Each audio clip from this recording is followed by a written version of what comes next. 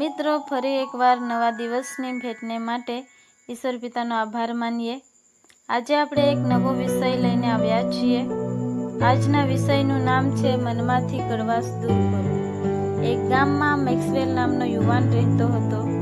એક દિવસ તેની સાથે એક મિત્રએ દુર્વ્યવહાર કર્યો. મેક્સવેલ ખૂબ જ દુઃખી થયો અને પોતાના મનમાં ગુસ્સો અને કડવાશ ભરી દીધી. વર્ષો વીતી ગયા અને મેક્સવેલ સફળ થયો, પણ આ કડવાશ તેના મનમાં હજુ પણ લઈને ફરતો હતો.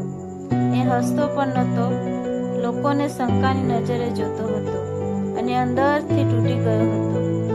એક દિવસે ચર્ચમાં પારક સાહેબે કહ્યું, માફ કરવાનું શીખો, કારણ કે મફત મળેલા માફીના લીધે તમે બચ્યા છો. મેક્સવેલ ઘેર આવ્યો, શાંતિથી બેસીને વિચાર કરતો હતો અને એ સમયે મેક્સવેલ ઈશ્વરને કહ્યું, હું એ મિત્રને દિલથી માફ કરું છું. એટલા વર્ષોથી તેમના માટે કડવાશ ભરીને ફરતો હતો, પરંતુ આજે હું તેને માફ કરું છું અને ફરીથી નવીન રીતે જીવન જીવવા માટે પ્રયત્ન કરીશ. તે દિવસ પછી મેક્સવેલનું મન શાંત થયું અને બધી કડવાશ દૂર થઈ ગઈ અને મન પ્રસન્ન થવા લાગ્યું.